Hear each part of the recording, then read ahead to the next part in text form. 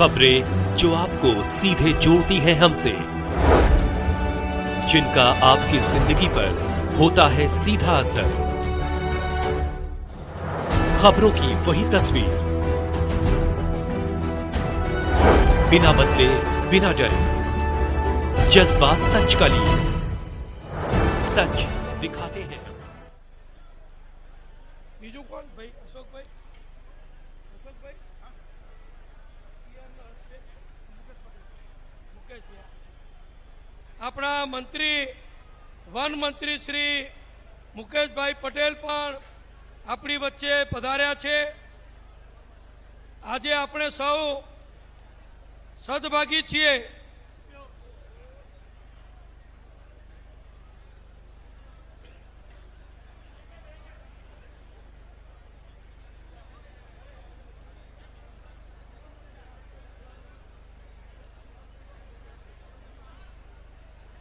આપણે સૌ સદભાગી છીએ કે ગુજરાત ભારતીય જનતા પક્ષના અગત્યના મહત્વના નેતાશ્રીઓ આજે કડી તાલુકાની જનતાને, મતદારોને અને કાર્યકરોને માર્ગદર્શન આપવા માટે પધાર્યા છે। મને આનંદ છે કે આજે આ શેડની અંદર અગાઉ મારો ગયા 22 તારીખે જન્મદિવસ હતો, રક્તદાન શિબિરનું આયોજન હતું। એ વખતે પણ શ્રી CR પાટીલજી કડીમાં કાર્યકરોના સંમેલનમાં આવ્યા હતા અને ભાઈ શ્રી મુકેશભાઈ અને હર્ષભાઈ બંને તો લગભગ આજે પ્રથમ વખત આપણી કડીની જનતા વચ્ચે, કાર્યકરો વચ્ચે આજે પધારી રહ્યા છે। ત્યારે આપણા બધા વતી એમનું સ્વાગત કરું છું।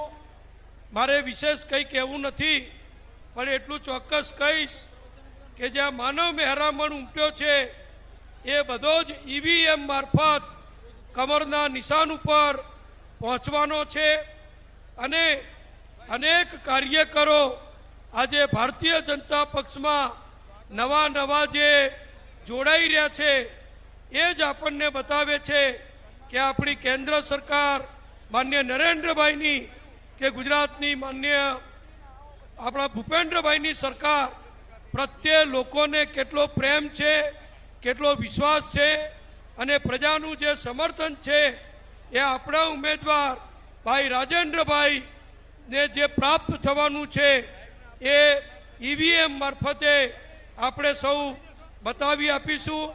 અને મને વિશ્વાસ છે કે આજ સુધી કડીમાં ભાજપને કોઈ પણ ચૂંટણીમાં, પછી વિધાનસભા હોય કે લોકસભા હોય, એમાં જે બહુમતી નથી મળી એનાથી મોટી જંગી બહુમતી આ વિધાનસભા ચૂંટણીમાં ભાઈ રાજેન્દ્રભાઈ ચાવડાને આપણે અપાવીએ। આજે અનેક માન્ય ધારાસભ્યશ્રીઓ, માન્ય સંસદ સભ્યશ્રીઓ, પક્ષના સૌ વરિષ્ઠ હોદ્દેદારશ્રીઓ અને અનેક કાર્યકરો પધાર્યા છે। એ બધાનો હું કડીના કાર્યકરો વતી, સંગઠન વતી ખૂબ ખૂબ આભાર માનું છું અને આપણે બધા હળીમળી અને 19 તારીખે ભાઈ રાજેન્દ્રભાઈને જંગી બહુમતીથી જીતાડી એક નવો રેકોર્ડ સ્થાપિત કરીએ એવી વિનંતી સાથે આપ સૌનો ખૂબ આભાર। અસ્તુ। ભારત માતા की जय।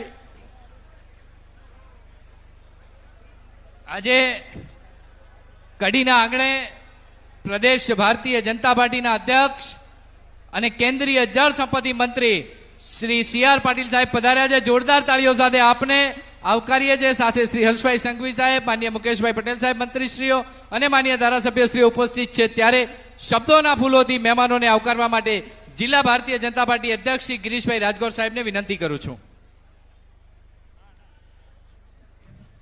ભારત માતા કે, ભારત માતા કે।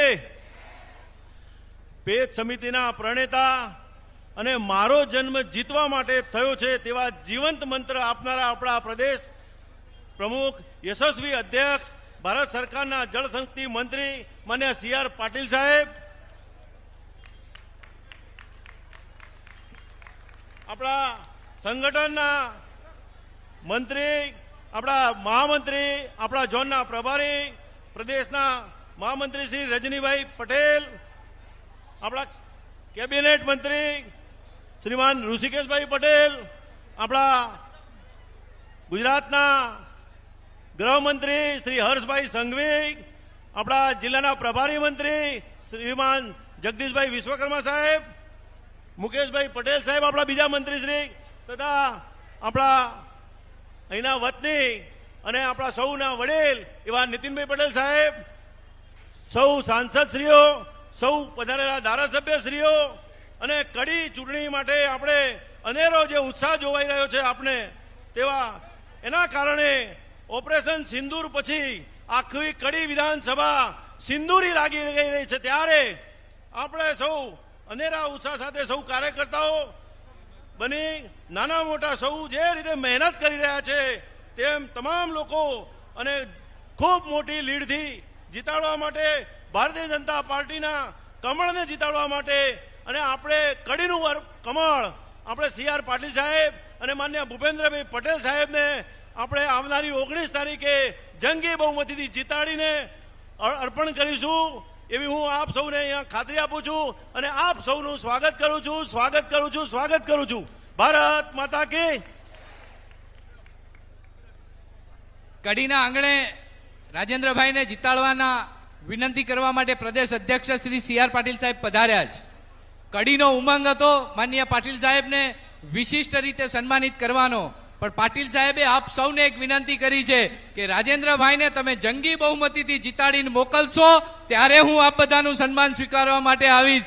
એકવાર જોરદાર તાળીઓની ગુંજારવ સાથે પાટીલ સાહેબને આપણે વિશ્વાસ આપીએ છીએ કે જંગી બહુમતીથી રાજેન્દ્રભાઈને જીતાડી અને એક કમળ ફરીથી ગાંધીનગર મોકલીશું એ સંદેશ સાથે કડીના લોકપ્રિય ઉમેદવાર રાજેન્દ્રભાઈ ચાવડાને વિનંતી કરું છું આપના ઉદ્બોધન અને મતદાનની અપીલ માટે. શ્રી રાજેન્દ્રભાઈ ચાવડા.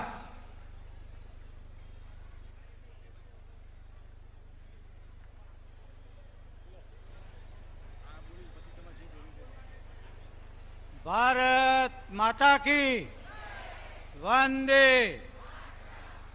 આજે અહીં પધારેલા માનનીય કેન્દ્રીય મંત્રી અને પ્રદેશ અધ્યક્ષ માનનીય શ્રી CR પાટીલજી સાહેબ સહિત શ્રદ્ધેય મંચને હું અને તેમજ મંચ પર ઉપસ્થિત સૌ વડીલો, આપણા આગેવાનશ્રીઓ, ધારાસભ્યશ્રીઓ, સંસદ સભ્યશ્રીઓ અને આપ સૌ મને માનનીય વડાપ્રધાન શ્રી નરેન્દ્રભાઈ મોદી સાહેબે આપની સમક્ષ ઉમેદવાર તરીકે બનાવ્યો છે, ત્યારે હું આપ સૌને અપીલ કરવા આવ્યો છું કે 19 તારીખના રોજ વિધાનસભાનું મતદાન થવાનું છે, ત્યારે હું પણ એક આપના મોનો જ કાર્યકર છું, તો આપ સૌ મને ભારતીય જનતા પક્ષના ઉમેદવાર તરીકે 19 તારીખે મતદાન કરી જંગી બહુમતીથી જીતાડો તે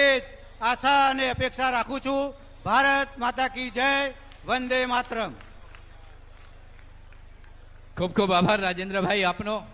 ગુજરાત પ્રગતિના પથ પર આગળ વધે છે, વિશ્વ આખાની નજર ગુજરાત માથે છે, ત્યારે ગુજરાતના સિનિયર કેબિનેટ મંત્રી શ્રી આપણા સૌના માર્ગદર્શક આદરણીય શ્રી ઋષિકેશભાઈ પટેલ સાહેબને વિનંતી કરું છું આપના પ્રેરક ઉદ્બોધન માટે. ભારત માતા કે.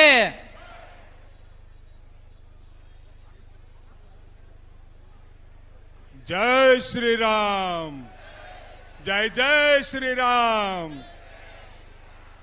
ભારતીય જનતા પાર્ટીના ઉમેદવાર રાજુભાઈ ચાવડાની આ કમળની જંગી જાહેર સભામાં ઉપસ્થિત શ્રદ્ધેય મંચ અને મારી સામે બેઠેલી મારી માતાઓ, બહેનો અને ભાઈઓ, વડીલો, સામે આજની આ કડીની સભા જોતા આ સિંદૂરની અસર આદરણીય પ્રધાનમંત્રી મોદી સાહેબે